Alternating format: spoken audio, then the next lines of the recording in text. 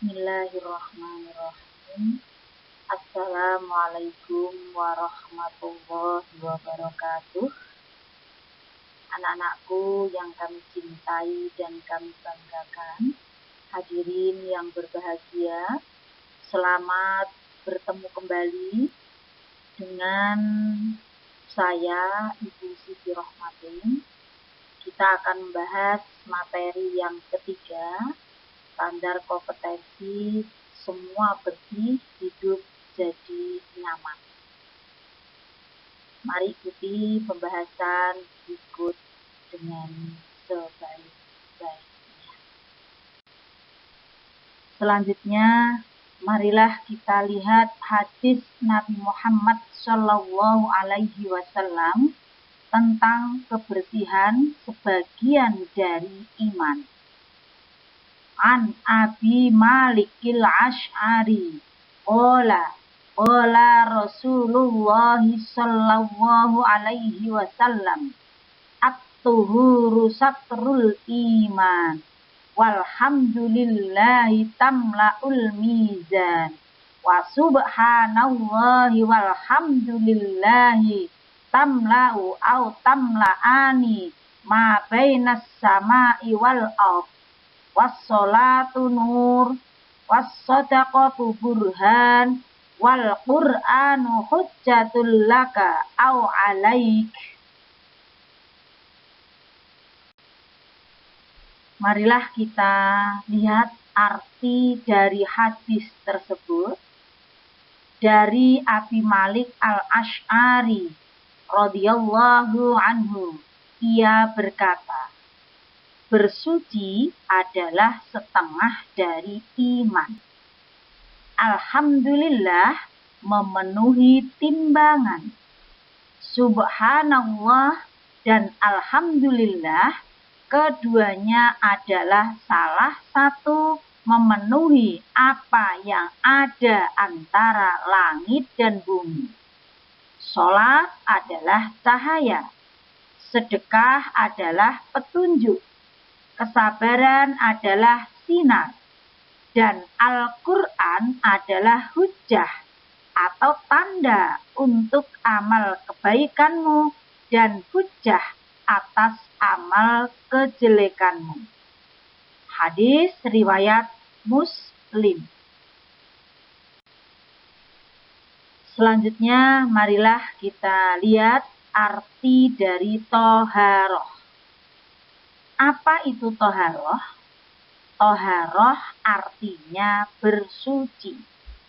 Maksudnya bersuci dari hadas dan najis. Untuk berikut ini akan kita bahas tentang hadas dan najis.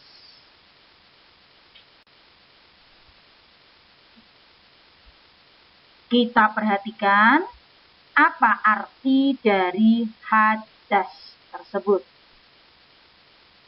Hadas adalah keadaan tidak suci pada diri seseorang muslim yang menyebabkan ia tidak boleh sholat, tidak boleh tawaf, dan sebagainya. Selanjutnya, marilah kita perhatikan pula arti dari najis.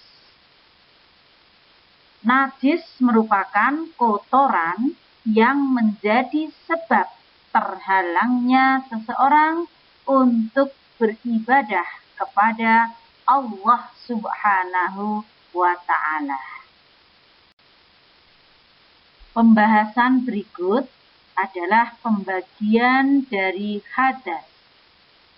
Hadas dibagi menjadi dua, yaitu hadas besar dan hadas kecil.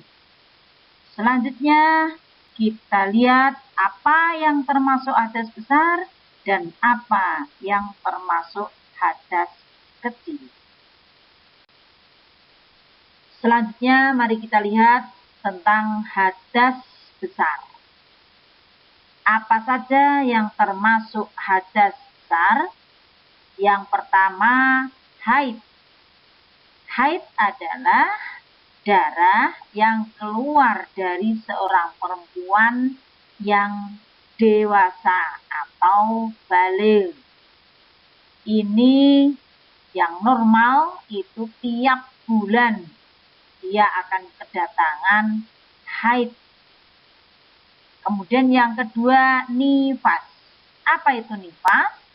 Nifas adalah darah setelah melahirkan.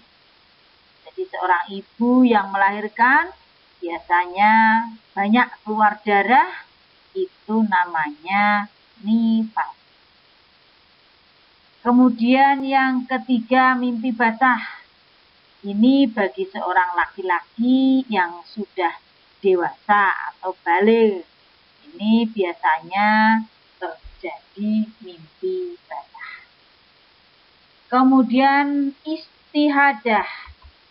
Istihadah adalah darah yang keluar sebelum waktu haid atau masa lebihnya dari waktu haid. Misalnya, biasanya kita haid itu tanggal 10, tapi tanggal 1 sudah haid. Atau biasanya seorang wanita haid itu 10 hari. Tapi sudah setengah bulan kok masih keluar darahnya, maka ini dinamakan istihadah. Ia wajib menjalankan ibadah seperti sholat.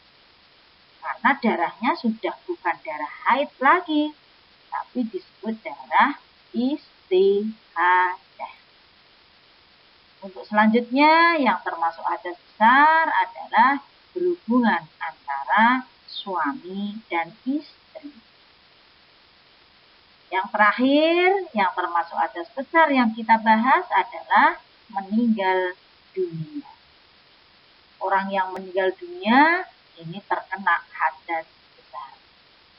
Maka cara mensucikan hadas besar tersebut yaitu dengan mandi besar. Mandi besar itu dengan berkeramas. Atau kalau memang tidak ada air sama sekali, boleh dengan tayamum. Berikutnya akan kita bahas tentang hadas kecil. Apa saja yang termasuk hadas kecil? Di antaranya, yang pertama, keluar sesuatu dari dua jalan, yaitu kubul dan dubur. Jika ada yang keluar dari dua jalan tersebut, maka terkena hadas kecil. Yang kedua, bersentuhan kulit antara laki-laki dan perempuan atau lawan jenis. Kemudian yang ketiga, hilangnya akal atau bisa disebut gila, stres, dan sebagainya.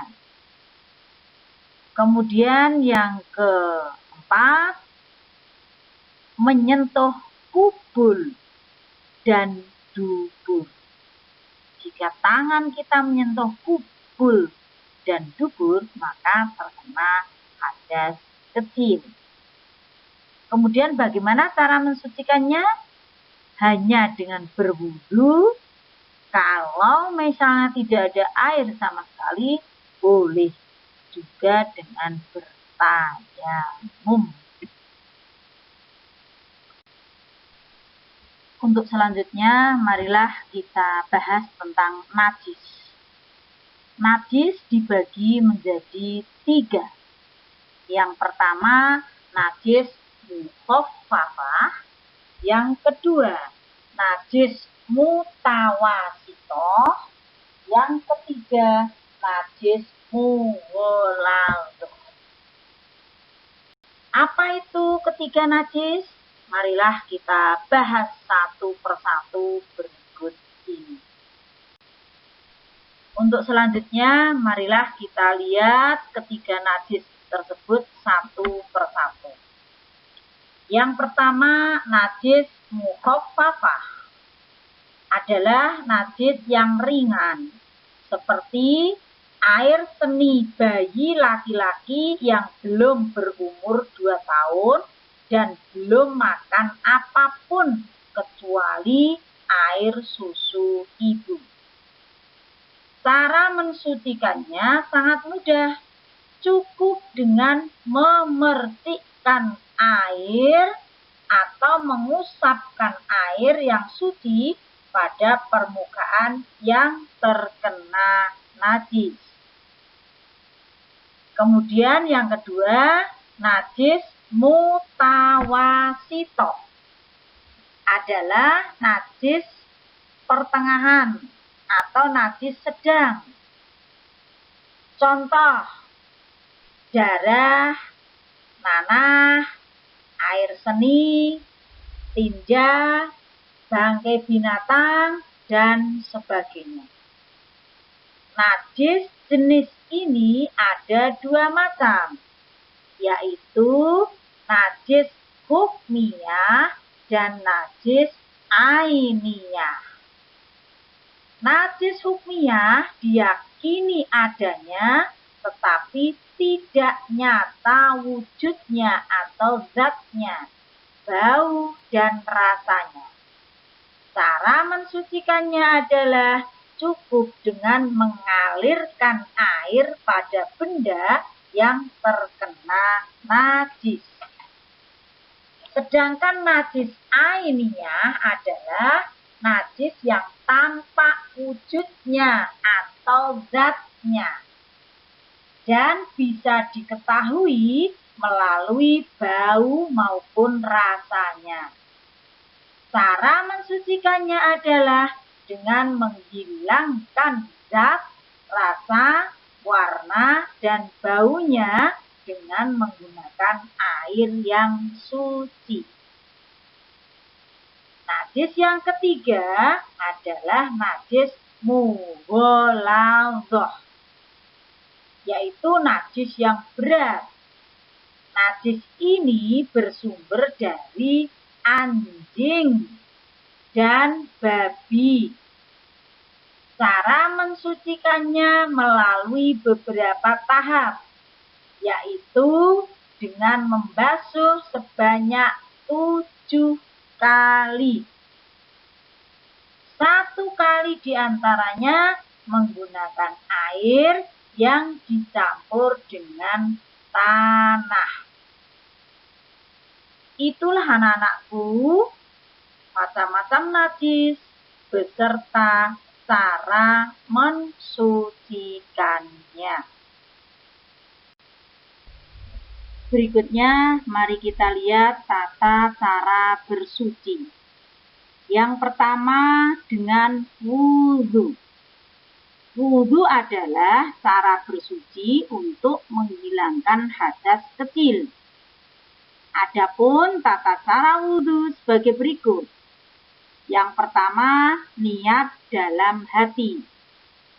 Boleh juga dilafalkan bacaannya, seperti nawaitul wudhu'a li raf'il hadasil asghari fardhol lillahi ta'ala.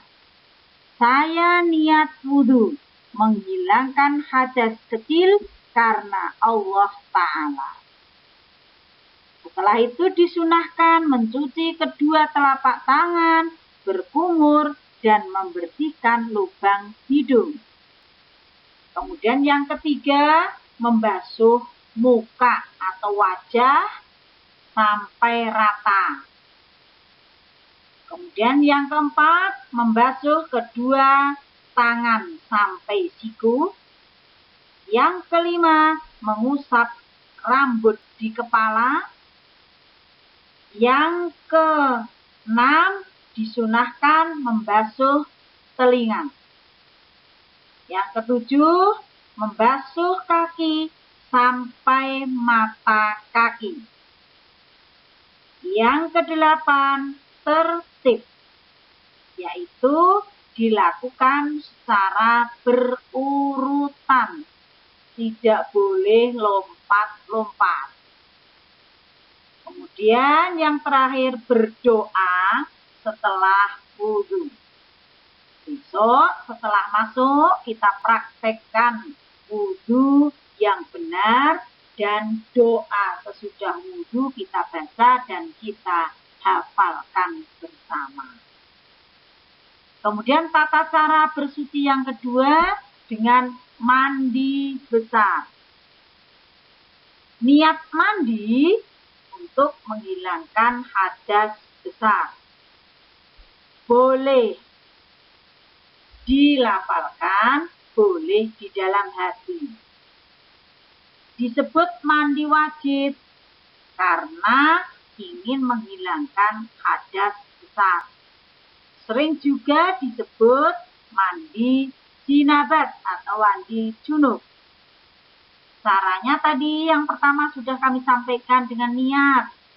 Niat itu boleh di dalam hati, boleh dengan dilafalkan. Seperti nawaitul husla li raf'il hadatsil akbari fardhol lillahi ta'ala. Saya niat mandi menghilangkan hadas besar karena Allah Ta'ala. Yang kedua, menghilangkan najis apabila terdapat di badannya, seperti bekas tetesan darah. Kemudian yang ketiga, membasahi seluruh tubuh, mulai dari ujung rambut sampai ujung kaki. Pada saat mandi wajib, kita juga disunahkan untuk membaca basmalah.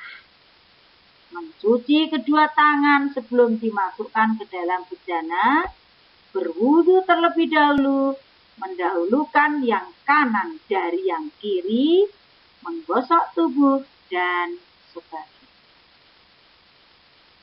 Selanjutnya, anak-anakku, tata cara bersuci yang ketiga adalah tayamum. Tayamum adalah pengganti wudhu atau mandi. Dilakukan dengan menggunakan sarana debu yang suci. Debu ini digunakan sebagai pengganti air. Seperti kita berada di dalam pesawat, kendaraan, debu yang digunakan untuk tayamum cukup mengusap debu yang ada di dinding pesawat atau kendaraan. Cara ini boleh dilakukan jika tidak ada air atau telah berusaha mencarinya ke sana kemari, tidak terdapat air. Yang kedua, atau berhalangan menggunakan air, misalnya sakit. Sakit yang benar-benar sakit, kalau nanti terkena air, tambah parah sakitnya. Maka boleh dengan tayamum. Kemudian tayamum dilakukan pada waktu sudah masuk waktu sholat. Nah, niatnya boleh dilafalkan juga boleh dalam hati. Misalnya, nawaitul tayamuma listibahatis sholati fardhol lillahi ta'ala. Aku niat bertayamum untuk dapat mengerjakan sholat karena Allah Ta'ala. Setelah niat, kemudian mengusap muka dengan debu yang suci. Setelah rata, kemudian mengambil debu lagi di tempat yang berbeda, mengusap tangan kanan hingga siku-siku dengan debu. Kemudian debu yang sudah diambil tadi mengusap tangan kiri hingga siku-siku dengan debu. Untuk lebih jelasnya, lain kali akan Buruh Matin tayangkan cara tayamum yang benar. Untuk selanjutnya, marilah kita perhatikan hikmah atau manfaat bersuci. Yang pertama, kita akan terhindar dari segala macam penyakit. Karena kebanyakan sumber penyakit berasal dari kuman dan kotoran. Yang kedua, sesuai sabda Rasulullah SAW bahwa orang yang selalu menjaga wudhu akan bersinar wajahnya kelak saat dibangkitkan dari alam kubur. Kemudian yang ketiga, dapat dijadikan sarana untuk lebih mendekatkan diri kita kepada Allah Subhanahu wa Ta'ala. Kemudian yang keempat, kebersihan akan membuat kita menjalani hidup dengan lebih nyaman. Sedangkan kebersihan merupakan pangkal juga kesehatan. Allah Subhanahu wa Ta'ala menyukai orang-orang yang berbuat kebersihan. Ini sesuai dengan surat Al-Baqarah ayat 222. Bismillahirrahmanirrahim. Innallaha yuhibbut tawwabina wa yuhibbul mutatahhirin. Yang artinya, sesungguhnya Allah menyukai orang-orang yang bertaubat dan menyukai orang-orang yang mensucikan diri. Oleh karena itu, hadirin juga anak-anakku, marilah kita jaga kesucian diri kita, kebersihan diri kita, baik kesucian secara lahir maupun secara batin, agar senantiasa disukai oleh Allah Subhanahu wa Ta'ala.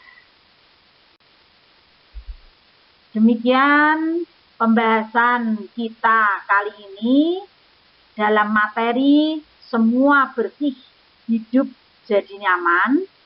Untuk selanjutnya ada tugas buat anak-anakku yang harus dikerjakan.